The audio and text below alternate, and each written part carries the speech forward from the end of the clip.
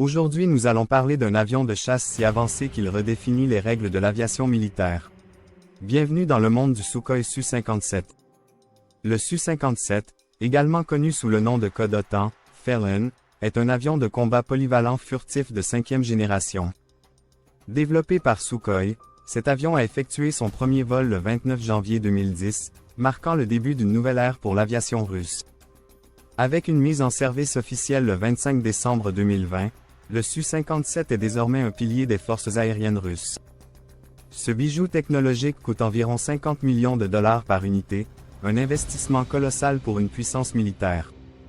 Le Su-57 est propulsé par deux moteurs HAL-4-1F1, offrant une poussée impressionnante de 149 kN chacun. À l'avenir, il sera équipé des moteurs Isdeli 30, promettant une poussée encore plus grande et des performances accrues.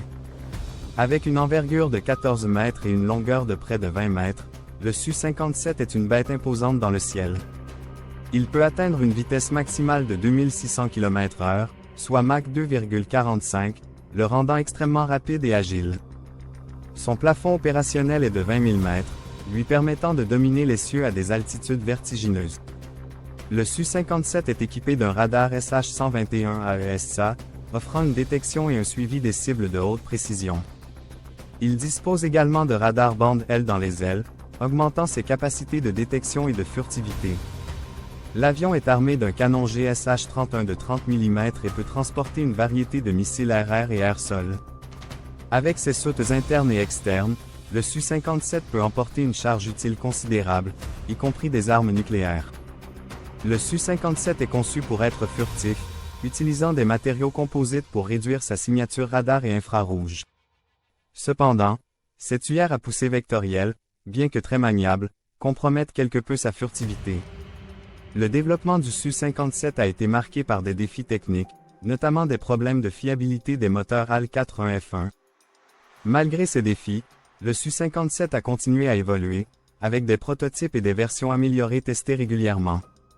Le Tomb 50, prototype du Su-57, a été présenté pour la première fois au public lors du salon aérospatial MAKS 2011 à Moscou.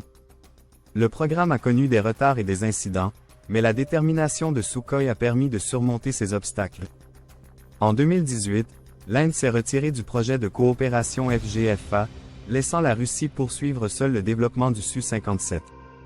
Le Su-57 a également attiré l'attention de pays comme l'Algérie et la Turquie, bien que les contrats n'aient pas toujours abouti.